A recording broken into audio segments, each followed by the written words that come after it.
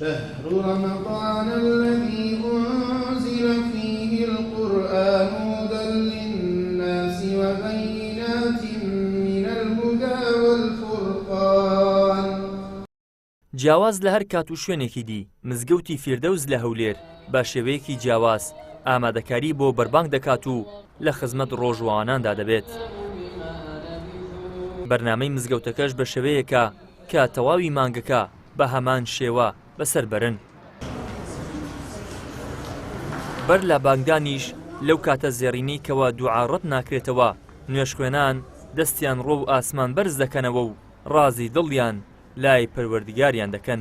ئێواران کە لێرە کۆ دەبینەوە لە مزگەوتی فیردەوس تام و چێژێکی تایبەتی هەیە وەکەوەی جیاوازی لە ماڵەوە هەم سوودە تەندروستیەکەشی کە تو دێت ئێرە چەندن کە خورمایەک واوێک دەخۆی کە نوێژەکە دەکەیت تا دەگەڕێیتەوە ماڵ لاشێت و پێویستی بەو مەجالەیە. خدای تەبارەک و تەعالا ئەگە عەمرمان پێ بدە ئێواران لە پاش نوێژی عەسرێ بێی لۆ خۆت تاعەتی بکەی ئەو مانگە ئێستا ئەمن تەمەنم وە 60 سال 61 سارە چ بوو هەمووی بەلاش ڕووی ئەگەر ئەتۆ لەو مانگەی بێ ینی میسالەن عیبادەتی خوای سەعاتێک دوان پێش بانجی بکەی ئەوە نەعمەتەگە خوا پێت ببەخشی. پەیامی من دەستخۆشیان لێ دەکەم بەڕاستی شێوازەشی زۆر جوان پێشوازی لە میوانە بەڕێزەکان دەکەن هیناوی دەرەوە مەسەرەن شەرنە ئیلاهی هینا هەولێر بێت لەوانەیە ڕێگەی هێر لە ڕێگەی دوورە بێ بۆ مزگەوتە بۆی خزمەتێکی جوانیان دەکەن شێوازەکە شێوازەشی جوانە جێگای دەستخۆشی جێگای شانازیە بەڕاستی لۆ شاری هەولێر.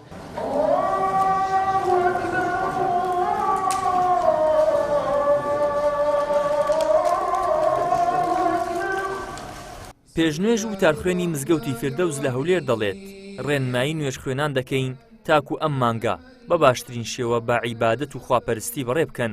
لەبارەی ئامادەکردنی سفرەی ڕەمەزانیش دەڵێت بە پاکترین و چاکترین شێوە خواردنەکان ئامادە دەکەین.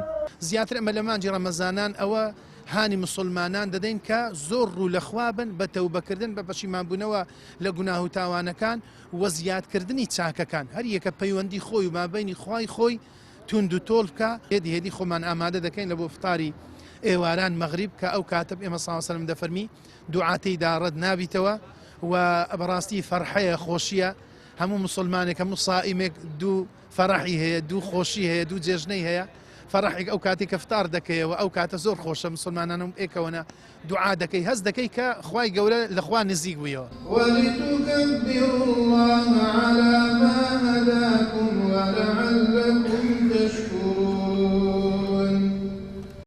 لە سەرجەم مزگەوتەکانی شاری هەولێر بە درێژایی مانگی پیرۆزی ڕەمەزان بە شێوەی جیاواز ئامادەکاری بۆ بەربانگ دەکرێت. خورما و شیرینی و شۆربا و شەربەت و چەندین جۆر خواردنی دیکە پێشکەش بە ڕۆژوەوانان دەکرێت. ئیدریس محەممەد کەناڵی ئاسمانی پەیام هەولێر.